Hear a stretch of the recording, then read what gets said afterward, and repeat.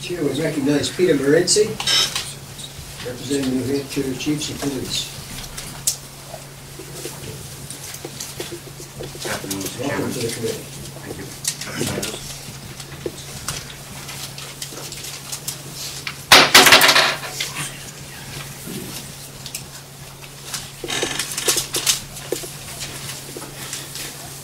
I am here as the president of the New Hampshire Chiefs of Police Association. I'm also here as the chair for the New Hampshire Drug Task Force Steering Committee. I spent about 10 years of my career working undercover. I've been working against drugs for the last 21 years of my life, and as you can assume, I feel very strongly against this bill. For several reasons. We look at this as another step towards legitimizing or legalizing marijuana, such as the hemp bills and several of the other that have come before you. There are people that are going through abuse, and when you look at the addiction that we have to alcohol, by opening that door that much more, I think we're going to have a lot more addictions with it. Thank you, Mr. Chairman. You reference drug abuse and alcohol in the same phrase. You don't separate them. I don't know what percent. By following your logic, would you reinstitute prohibition? Knowing what anyone causes in families, I certainly would consider if I was born at the time when we looked at this. Knowing what anyone causes in families, I certainly would consider if I was born at the time when we looked at this. Ian Bernard.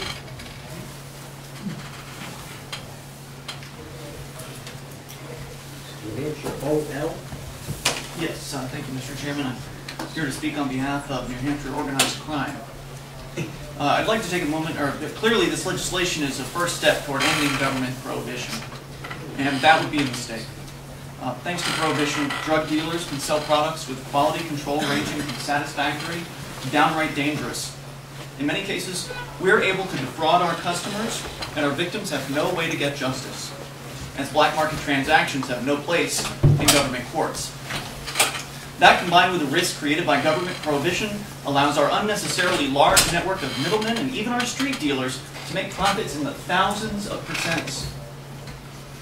Make no mistake, if you eventually end prohibition and drugs end up in the hands of New Hampshire businessmen instead of criminals, quality and safety of product will increase and profits will drop to the low double digits.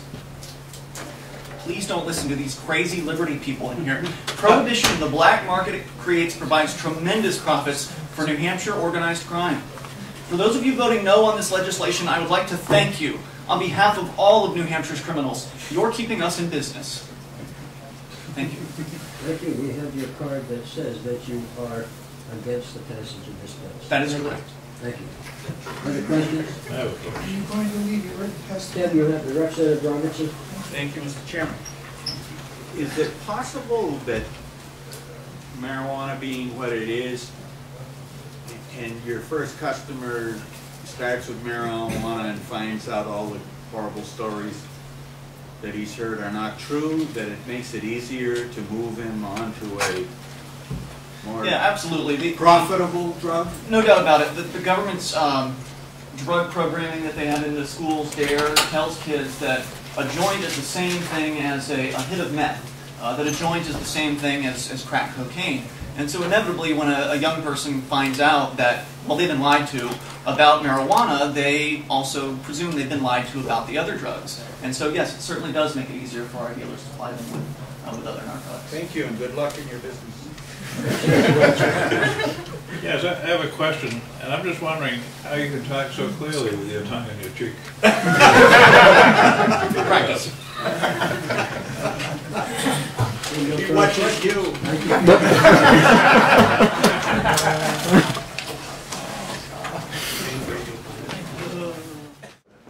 You can come up these marks for the bill? Excuse me, I put a card in earlier and my name wasn't called. What is your name? Al. Al what? Al Capone. It says that you're an organized crime on the bottom. I'm here to speak on behalf of New Hampshire Organized Crime. Yes. You are. Well, is that town, yeah? I'm sorry. How'd you get out? Oh, that's what he put down. I did not know. I first want to thank you all for having this hearing today, and especially thank my brothers in law enforcement for coming out and speaking against these decriminalization measures and legalization. The New Hampshire Organized Crime has long opposed legislation like this. You have to remember, New Hampshire Organized Crime is out there trying to provide people with products that they are looking for. And they have families to feed too. If you decriminalize or legalize any of these, marijuana or anything else, you're going to be taking money out of the hands of New Hampshire organized criminals. And, it's important to point out here that... We're not here to hear jokes. We've been here all day, and this is a farce we're putting up. Man, this is not a joke at all. This is very serious. Yeah. You are proposing to take profits away from New Hampshire organized criminals. And that's a very serious matter. And you represent them? I'm here representing New Hampshire organized crime, yes. So it's important to remember that while it's true, I'm not a lobbyist. I'm just here to speak out here. So while it's true that there's a tremendous profit margin involved in selling these products, that money is currently going to New Hampshire organized crime. If you were to legalize or decriminalize any of this, that money will be taken away from New Hampshire organized crime, and the earlier speakers are correct.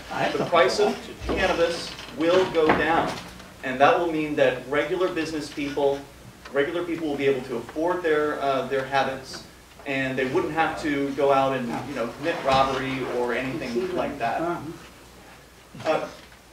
So cannabis prohibition is keeping the police busy with investigating marijuana, alleged marijuana dealers, and folks like that, arresting marijuana users. Maybe it's true that the jails aren't filled with marijuana users, but there are certainly marijuana dealers in those jails, and the police are spending their valuable resources on arresting those people and doing those investigations.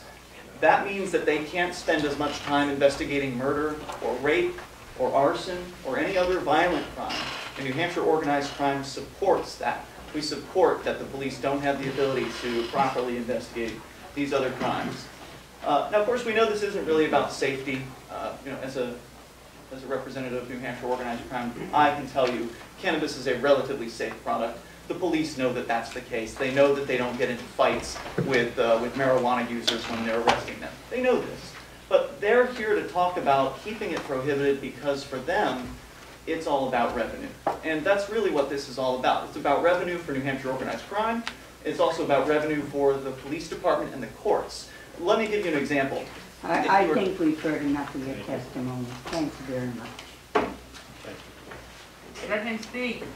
Let him speak. People demand, let him speak, please. Yes, you heard. This man hearing is closed. Call Ivan Friedman.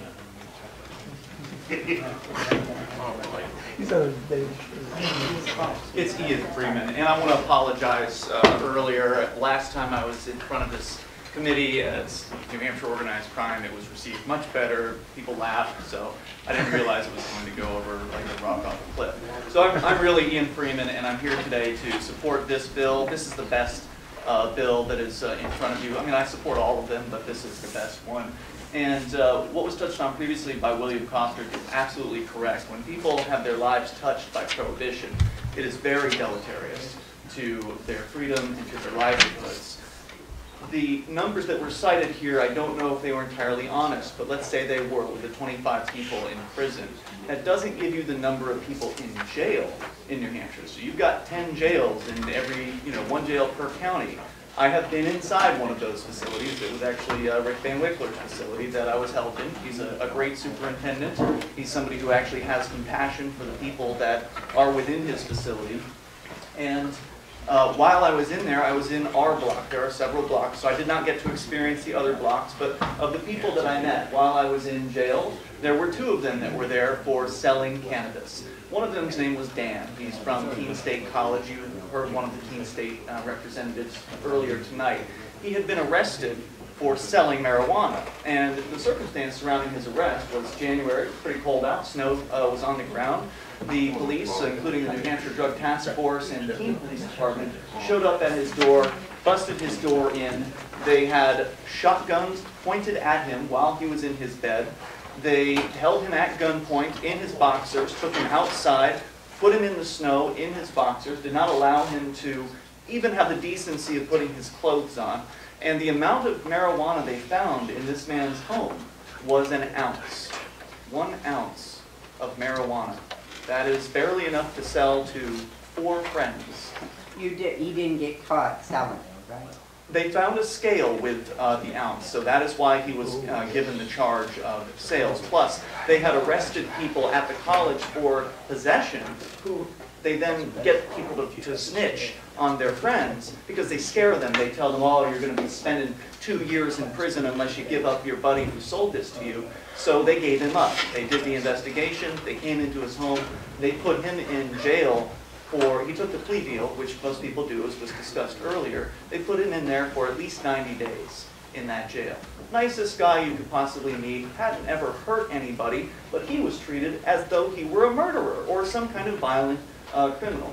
And the police officers here act like they're just doing their jobs. They love to say, well, we're just doing our jobs, we're just following the law. If that were a true statement, then they would be out Sunday afternoons across this state making arrests at all the Little League fields and all of the people that play sports here in New Hampshire, because from what I have been told by a former law enforcement officer, it is illegal to play sports on Sunday in New Hampshire. It is illegal to recreate on Sunday in New Hampshire. And it's just not enforced because it's ridiculous. It's not a law. Well, I don't have the RSA in front of me, but this is a law enforcement officer who told me this. He also told me that there's a law that says it's illegal to take anything at all besides milk and put it in a milk container. That is a misdemeanor charge. So I have no reason to disbelieve this man, and if he were here, he'd tell you himself. But the reason the police aren't investigating those crimes is because they're not generating money for them. When they arrest somebody for marijuana and they put them through the court system, they go in there, they take the plea deal, and they end up with a $400 and something fine. Now, of course, most of the people arrested for marijuana aren't driving a Lexus. In fact, they're not pulling over the people with Lexuses and searching them. They're searching the people with the beat-up cars and the long hair and colored people as well. They're searching these people, and a lot of those folks don't have a whole bunch of money. So, of course, they get on the payment plan. And then they have to pay more than $400 because they're paying a finance charge. And then the cycle just never ends because once they get picked up once, the next time the cop is, the police officer is behind them, they run their tag. Oh, this guy got busted for marijuana, let's pull him over. Come up with a reason to pull him over, manufacture something, and then search his car. And I'd like to just invite you, if you've never done it before, please. Monday, they do generally do arraignments. I know in Keene on the first 2 weeks of every month. So the first week in March, go to your local district court, whatever is closest to you. Go there bright and early, about 8:30 in the morning, and meet some of the people. Meet some of the people that are being affected by these laws. And you'll find out that they're not bad people. They're people who have families, they have jobs, they have careers, and they are not hurting anyone, but this system is hurting them. Do you believe that other people that do marijuana should give it to young people, sell it to them? Well, I think that young people are getting marijuana today.